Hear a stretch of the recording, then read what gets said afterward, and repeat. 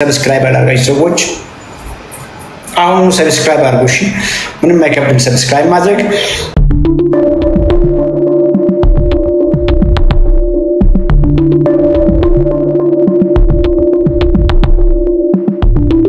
ትናንት ወዲያ የጫነው ቪዲዮ አለ ወደ 4 ሰዓት የቆየ ረጅም ቪዲዮ ነውና እሱን ቪዲዮ ላይ ያያችሁ ሰዎች እዩ።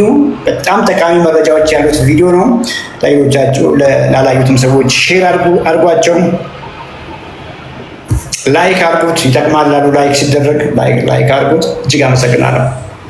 ጥሩ የሆነ ፊድባክ ነው። አሁን ካንተም ራሱ በዚሁ በላይቭ ከመሰማው አንዳንድ ነገሮች ራሱ ብዙ ነገር ተጠቅሜያለሁ።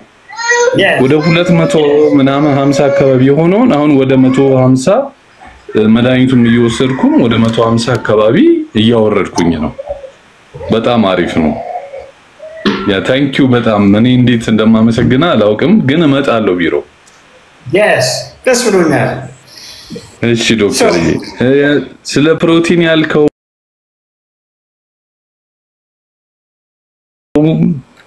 ለካስ እውነት በጣም very essential የሆነ ነገር ነው። በጣም ባክቦን እንደሆነ አንተ ስትናገር ነው የበለጠ ያወቅኩት። እኔ እንደው ስጋ በጣም የሚጎዳን ምናምን ነገር ነበር ቢመስለኝ ግን እሱ ደግሞ አሁን ቅድም ስትናገር እስከ 100 ግራምም ላይክ እንደ 1 ኪሎም ቢሆንም በቀን ውስጥ ኮንሱም ብታደርግ ምንም ችግር እንደሌለው ስትናገር በእውነት ከዚህ በፊትም አንዴ ይሄን ለመምር ተለማምጄው ነበር። እንዴት ሊቀንስልኝ ቻለ ይሄንን በልቼ ብዬ ደንግጬ ነበር። ለካስ ጉዳዩ አንተ እንዳልከው ነው ሁኔታው። እጅግ በጣም ተመችቶኛል። እመጣለሁ ቢሮ። yes thank you በጣም so ትልቁ ነገር ገብቶሃል። ምንድነው ስጋ የሚለውን ነገር እናንሳው። አሁን ስጋው ልክ እንደ ኢንቨሎፕ ነው። ኢንቨሎፕ ውስጥ ያለው ነገር ላይ ፎከስ እናድርግ። ኦኬ አሳ ዶሮ ስጋ ልክ ዴሊቨሪ ማሽን ናቸው። እዚያ ውስጥ የታጨቁ አሚኖ አሲዶችን ነው የምንፈልገው። እና አተርም ኢንቨሎፕ ናቸው። እዛ ውስጥ አሚኖ አሲድ አለ። እነ ምስርም እነ ባቄላም ኢንቨሎፕ ናቸው። እዛ ኢንቨሎፕ ውስጥ ምን አለ? አሚኖ አሲዱ ነው ኢሴንሻል መገንቢያችን እዛ ውስጥ አለ። ሰዎች በተለያየ ምክንያት አሁን በጾም ለምሳሌ አብይ ጾም ላይ ያለ ነው እንደምታውቁ ኢትዮጵያውያን ብዙዎቻችን ስጋን አይበሉም። ሶዋት አሚኖ አሲዱ ስጋ ውስጥ ያለው አሚኖ አሲድ ምስር ውስጥ አለ፣ አተር ውስጥ አለ፣ ባቄላ ውስጥ አለ። ትልቁ ነገር ያ ባቄላ ውስጥ ድፍን ምስር ውስጥ አተር ውስጥ ያለው አሚኖ አሲድ እጅግ ያስፈልገናል ያልኩ ብቻውን አይደለም የተፈጠረው። ብቻውን ምን አለ? ከፍተኛ ስታርች አለ፣ ከፍተኛ ስኳር አለ አይደለ?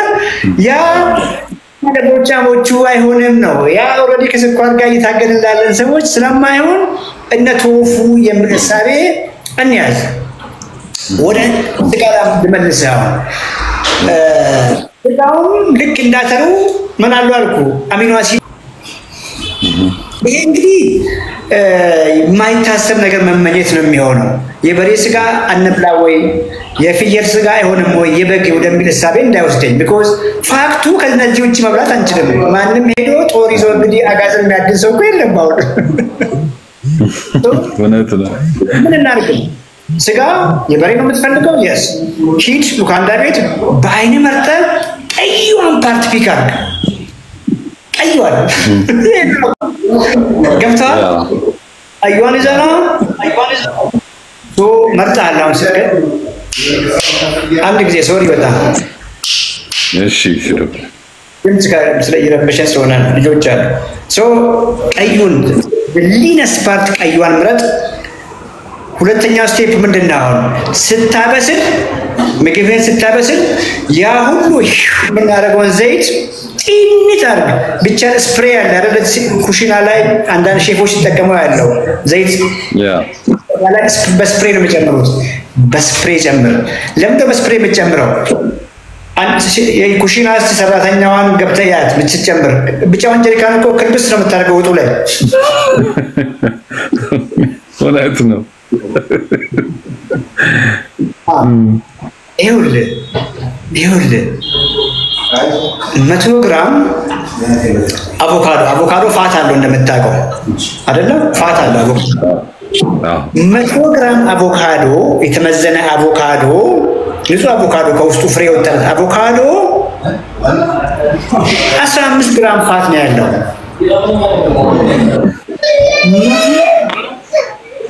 የአቮካዶ ዘይት 100 ግራም ፋት ነው ያለው። ሙሉ ፋት ነው። ያ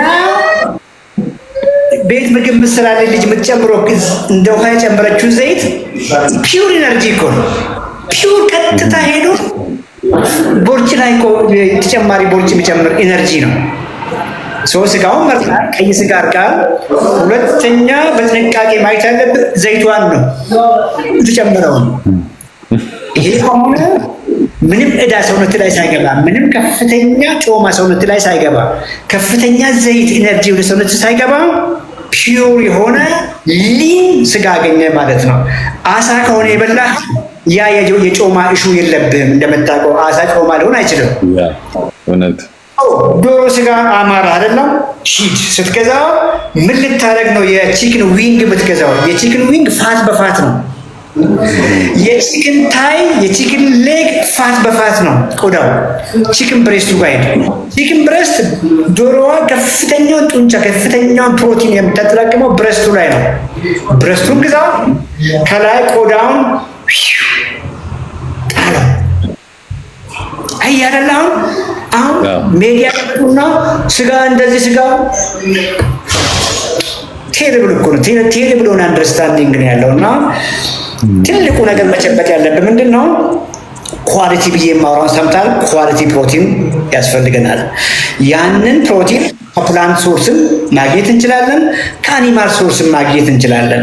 ከፕላንት ፕሮቲን ስናገኝ ካርቦሃይድሬቱን ጥንቃቄ እናድርግ። ከአኒማል ፕሮቲን ስናገኝ ደግሞ ፋቱን ጮማውን ጥንቃቄ እናድርግ። ይሄንን ግንዛቤ ካገኘን አንተ ጨርስ እስከዛ መሰለና Thank you. So, እቅርታ በጣም ገብቷል። ያ ግንዛቤ አያስክ ሰውነትህን እስከዛሬ እንዴት እንዳሰቃየው ልንገራ። እንግዲህ ሶሪ እንግዲህ አንዳንዴ ከመስመር ከወጣው ሰውነትህን እንዴት እንዳሰቃየው ከፍ ያለ እንጀራ፣ ከፍ ባለ ወጥ፣ ከፍ ባለ ከቢጫ ጀሪካን በመጣ ዘይት፣ ከፍ ባለ ይሄን እኮ የሰጠነው የፕሮቲን ኮንቴንቱስ ዜሮ። ጡንቻችን ምን እየሆነ መጣ? እየዋሸሸ።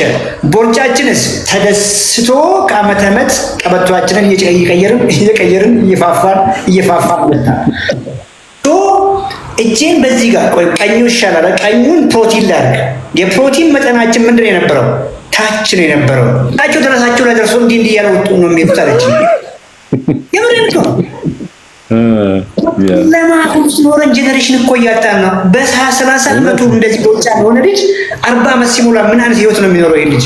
እውነት ነው። በጣም አንዳንዴ ኢሞሽናል ሆኖ በዚህ ምክንያት ነውና ማን ኤውት ቢሮዬ መተመረቅ ካልመረቅ እሱ ባንተ እጅ ላይ ነው ያለው። አሁን መታደርገው ፕሮቲን ንጉስ ነው። እንዴት አድርጌ ኳሊቲ ፕሮቲን ልመገብ፣ እንዴት አድርጌ ካርቦሃይድሬቶችና ፋቱን እስከዛሬ በነፃነት የቀጠቀጥኩትን ዝቅ ላል ፕሮፖርሽኑን ብለህ አስበህ ሚኒመም እንግዲህ ያንተ ቁመት ምናምን ዲቴል ካልኩሌሽን ይጠይቃል። ምን ያክል ፕሮቲን በቀን እንደሚያስፈልግ በየጊዜው የሚቀያየር ቁጥር ነው እሱና ሚኒመም 100 ግራም እና ከዚያ በታች አቺቭ ማድረግ ከቻልክ አለቀ።